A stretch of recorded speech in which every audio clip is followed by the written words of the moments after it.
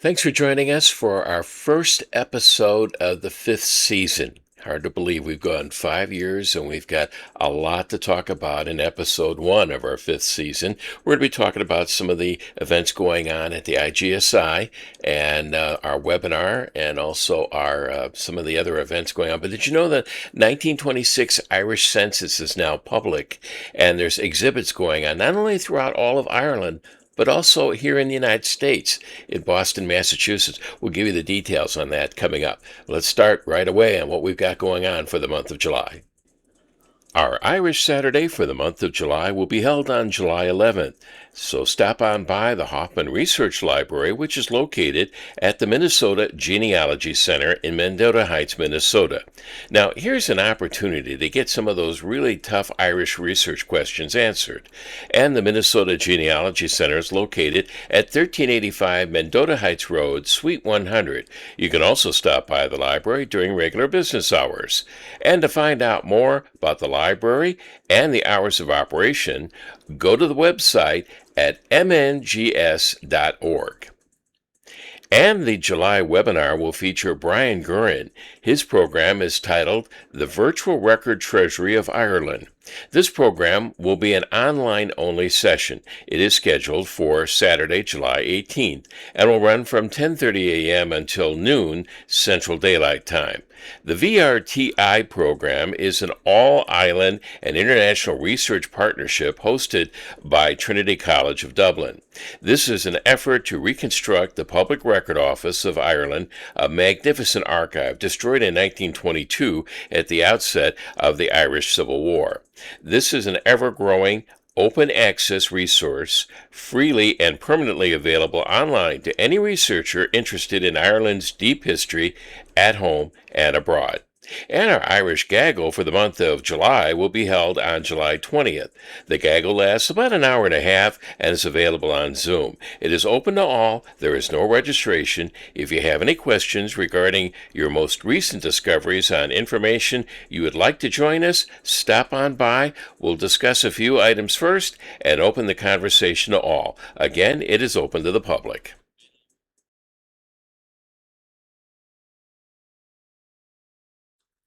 Well, many of you are aware of the 1926 Irish Census, which became open to the public last month, in the month of April. And many of you are aware that the fact that there's an exhibit throughout Ireland talking about the 1926 census. Well, did you know that there's an exhibit going on right now in Boston, Massachusetts, at Boston College, at Burns Library? And I recently had a chance to talk to one of the associate librarians who's involved in that project, and he gave me not only an outlook of what to expect if you go there, but he gave us a little bit of a tour of what it looks like inside the exhibit hall. Christian DuPont, who's the Associate University Librarian for Scholarly Resources at Boston College. And he told me about the exhibition and how it ended up in Boston. The exhibitions are one component of a larger public publicity campaign to help citizens, Irish citizens, and others around the world to learn about the census as an online resource. So there's a book, there's the exhibitions in multiple cities, and then there's a smaller, even touring version that's going to be going around to several counties in Ireland. So when this, it's a multi-year project. It received a €5 million grant from the Republic of Ireland, government to do this. They envision having these exhibitions in the different cities because this is the Free State period in Ireland, right? So Ireland, after following the War of Independence, settling things with the Irish Civil War, is a dominion of the United Kingdom still, until Ireland becomes a republic in 1949. So that's where, when the Irish government was setting up this, they said, well, it's important to include not just, exhibitions and public programs in the Republic, in Dublin, but also to do something in London. So in fact, there's an exhibition in the British Academy. And then they said, well, many people emigrated. That's actually one of the important stories of the Irish census in 1926, is the island lost significant population from the 1911 census. Where did many of them go? Well, they came to the United States, all right? So they thought, that's an important story we want to tell. So let's have an exhibition physically in the United States. Of course, by that second kind of wave of immigration, a lot of the initial 19th century came to New York. They were thinking, well, we should do Boston. And then, well, where in Boston? Well, where else but Boston College? Because Boston College was actually founded in the middle of the 19th century by the Jesuits as a place to educate young men who were, descended from immigrant families coming from Ireland. So, and since then, we have a real tradition of having Irish heritage students, but also our collections and archives here at Boston College. So among all the other universities or public galleries where you might have an exhibition like this, we were kind of a first choice on the list. Now, you also had a little celebration prior to the opening of the exhibition, too. We did, right, and that was exciting for us because the exhibitions in Dublin at Dublin Castle, and then the British Academy, and then at Boston College happened in turn. Okay, so and we had the director of the National Archives, Orla McBride, came with Minister Patrick O'Donovan, who's the minister for culture and other departments in Ireland, and that's part of where the National Archives reports through him. So for Minister O'Donovan to be touring and come to the United States to be part of this launch at Boston College was exciting for us. And the 1926 census, as you mentioned earlier, is extremely important. Not only did it show a lot of immigration out of Ireland at the time, but as you mentioned before, it was also the first one where Ireland is a free state. And Yes. Tell me a little bit about that. Right. So with the Free State of Ireland, that's a kind of technical designation, meaning that Ireland and Dublin had its own parliament. Okay, so it could make its own laws, but it was still a dominion, again, under the United Kingdom. And this is where it's contentious in Ireland, even still today politically, is that the way that was achieved was the partitioning of Ireland. So the Free State consisted of 26 of the original 32 counties on the island of Ireland, and then the 6 northern counties became then Northern Ireland, which continued to be part of the United Kingdom and still is today, right? So, so that's what we mean by the Free State during this period. And what happened, and this is really interesting because people say, well, how was the population of the island counted? Well, the Free State census includes only those 26 counties, as you would expect. And what's interesting is there was a synchronization. Historians are kind of still figuring out, well, how and why did that quite happen? But the Northern Ireland conducted a census at the very same time. So, and why? Okay, this is getting at a little behind your question, especially for the audience here. How do I find my family, and why are they going to be in the census at all or not? All right. The census at that time was conducted on a single night, on a Saturday night, April 18 into April 19. So the families received or households or institutions received their census form, and they had to say who was in your house on that night. Okay, and they picked a weekend even because a lot of people still migrated for work. They might work in the north in a county, and they might cross over into Derry, living in Donegal. Okay, so they wanted to be very precise so that people wouldn't be double counted. Even if their ancestors came over in the late 1800s or early 1900s, they may have still have had a relative that would have been on the census at the time. So it's probably worth looking into just to see if you had some relatives of your ancestors that were there. Absolutely. And I think this is where a lot of families are that I've talked to visiting our exhibition here or otherwise are sometimes, oh, yes, we knew that we had an ancestor and that's where they were. You can look them up because right now you can search the census by some limited criteria. Over time, they're actually, more than a dozen sort of data fields. But right now you can kind of search by name and your townland, okay, or your city.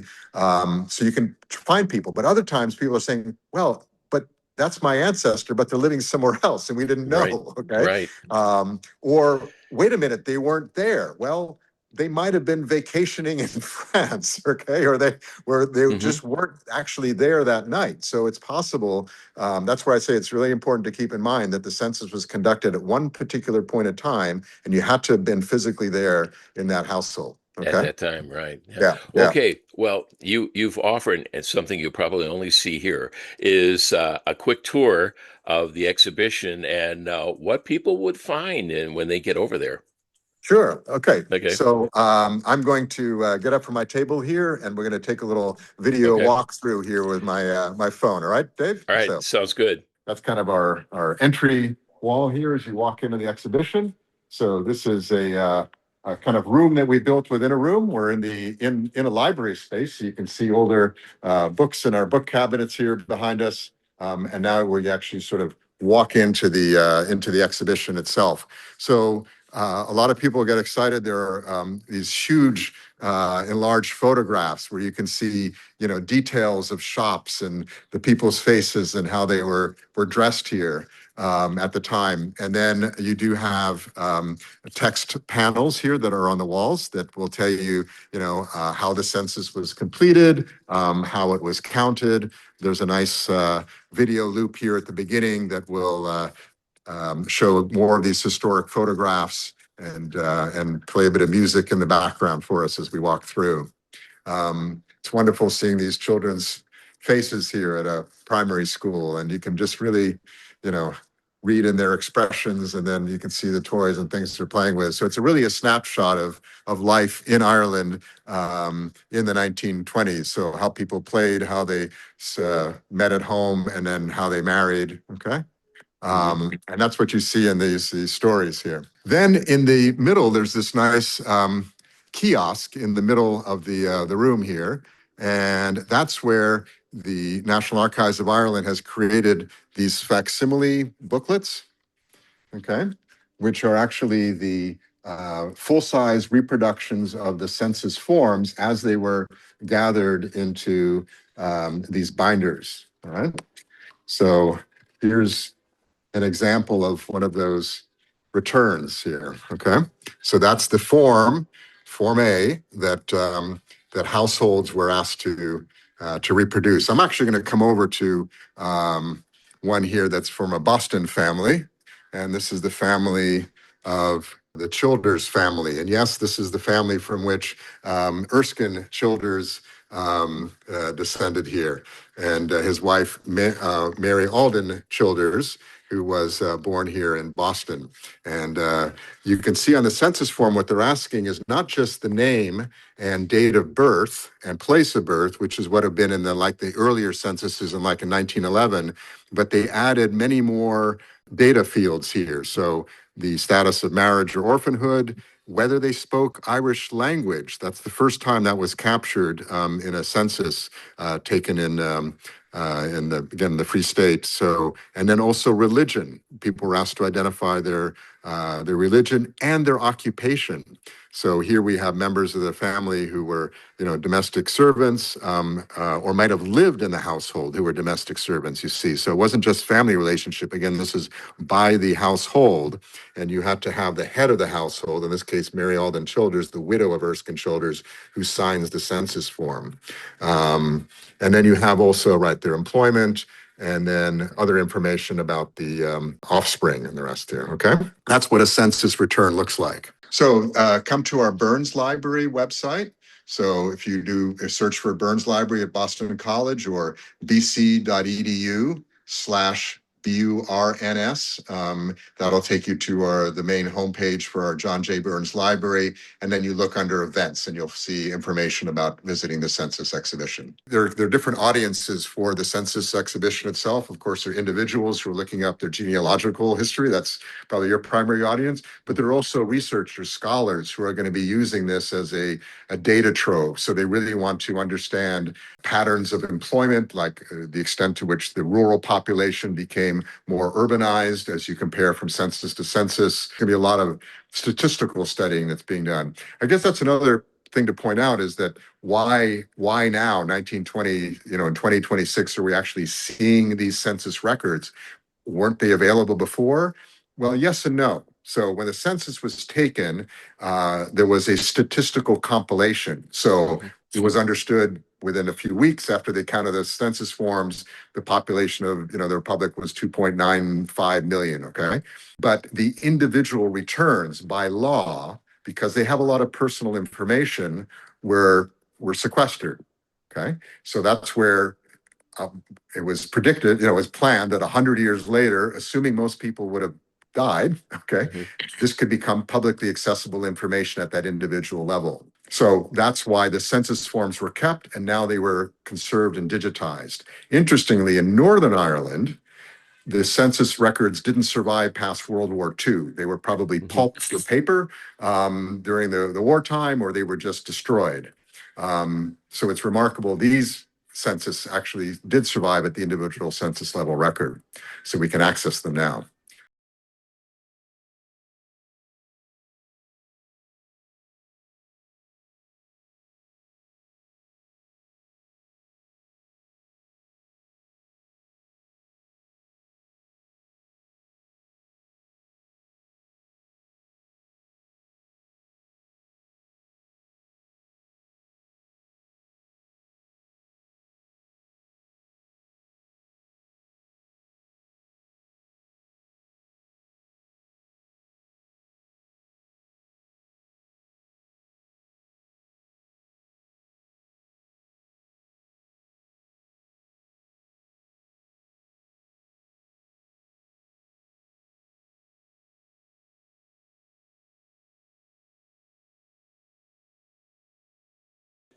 And that's how we're going to wrap things up for the month of July. Thanks for joining us on our first episode of Season 5.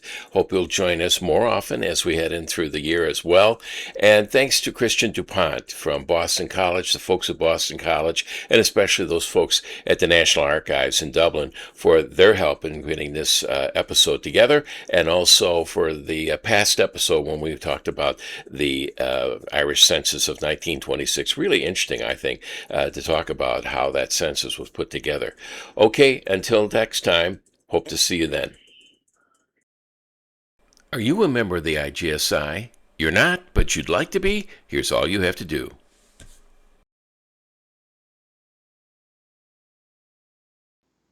Head to the website at irishgenealogical.org.